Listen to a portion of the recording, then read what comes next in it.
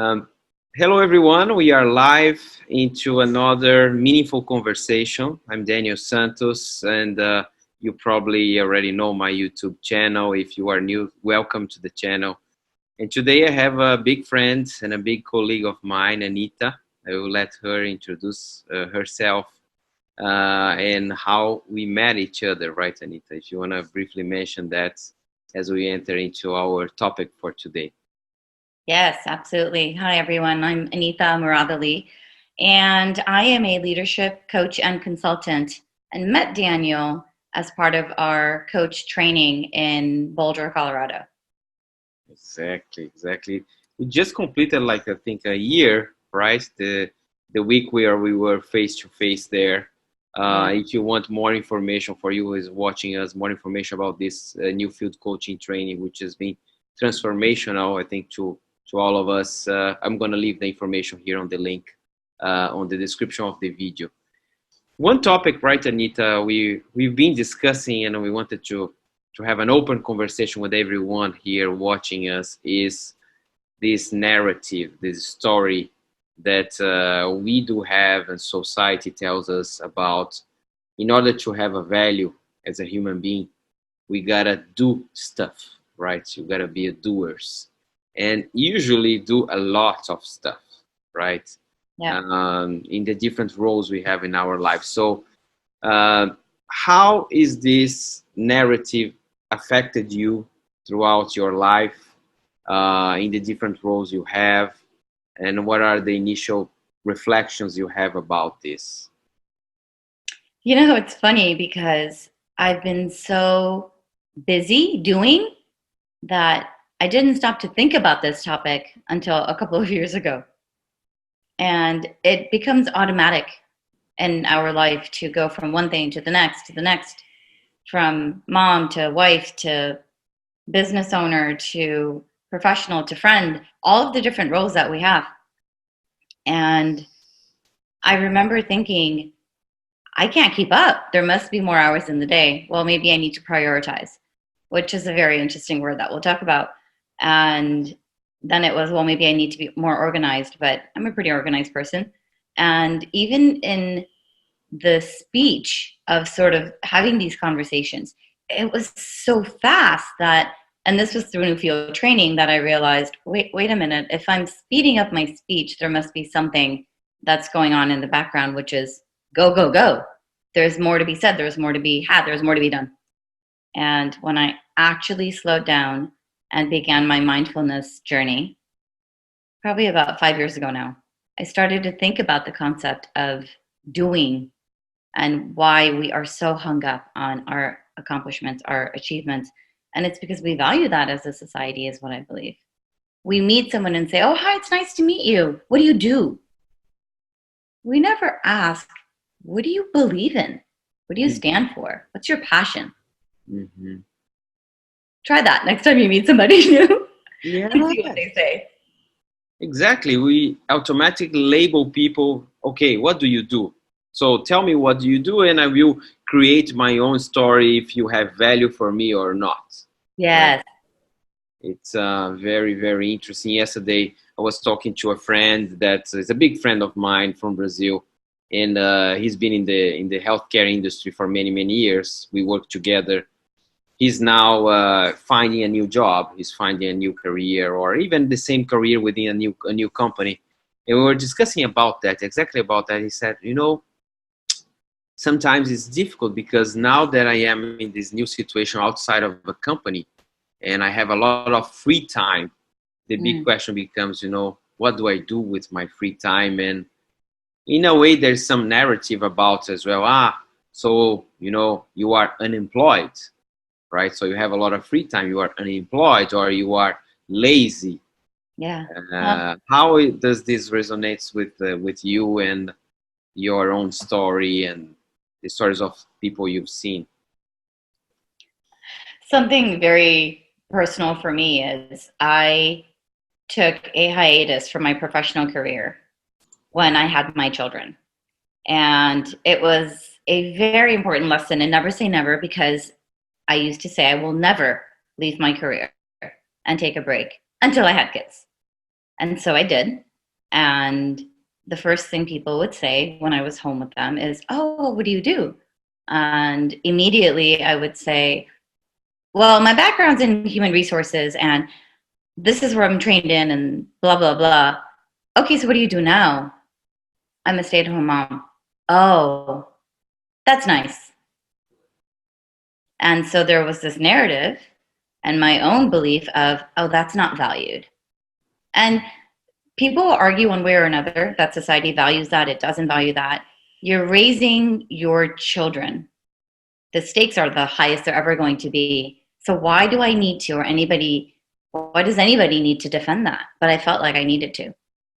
And a lot of it is my own story, right? But yes, it's because there's this air of, oh, you must not be doing anything, or, oh, your kids are in school for 3 hours because they're in Montessori or whatever. You must have a lot of free time. Yes, because the house takes care of itself.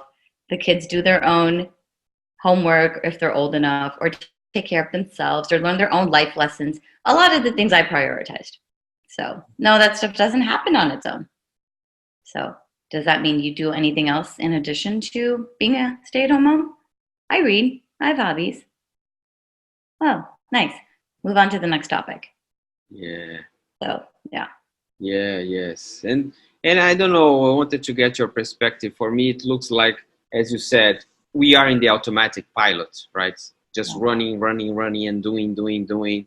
We don't even think about these things. So why am I running? Why am I working 14 hours a day? Or why do I have to do all those things in order to have value?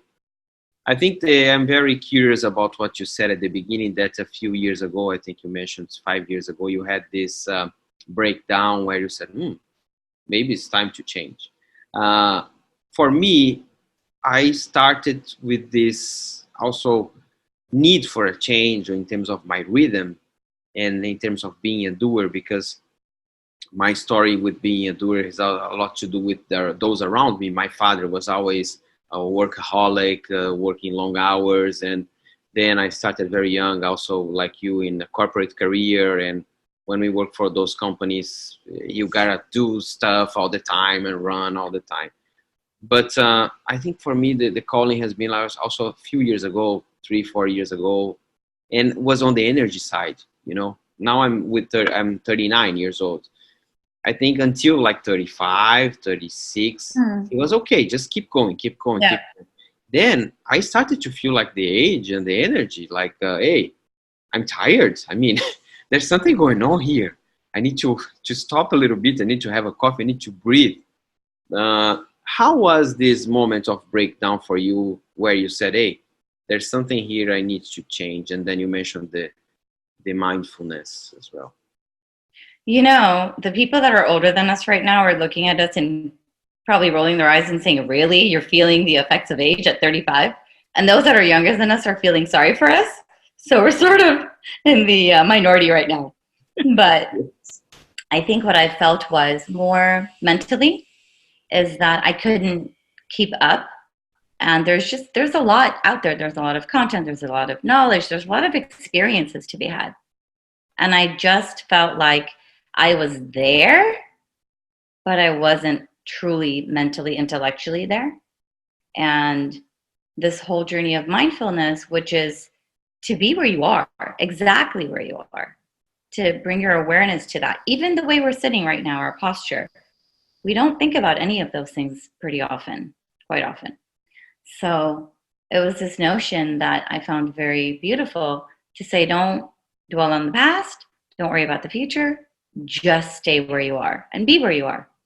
Truly listen, which is such a skill, an important skill in every relationship that we have, that is required. And I thought, okay, this is what I need to do. And that's what I started. And so I don't have the television going if I'm reading a book, which just seems very odd to me, but is very normal, and other people can focus on that. But our brains are not hardwired to do more than one thing at one time. We can, and we do them.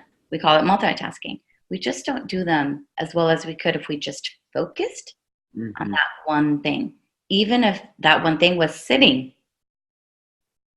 eating lunch and being right there in that moment, being aware of everything around you. And I Yes. found it beautiful, and I started to practice that. You probably read The Power of Now, the book. I haven't. It's such an amazing book. Such an Yeah. amazing book. It's fantastic. I read. I think when I started to have this breakdown Yeah. about, say, I gotta stop a little bit and reflect and think more a little bit. Where am I going with all this running Yeah. and career and just drive, right? Get Yeah. things done. Get things done. The Power of Now was a transformational book for me. It still is. One book that I absolutely love, and another author and teacher I love, is John Kabat-Zinn, and he's written "Wherever You Go, There You Are." Wherever you go, there you are. Oh, that's interesting. I Yeah. will look into that. I haven't. I will look into this one. Yeah. Another thing you said, the mindfulness, is very, very close to my heart as well. It's something that I try to practice here. Is and related to this point, like the multitasking, right? Mm. So how would you create it? Because I think all of us know the problems we have nowadays with multitasking.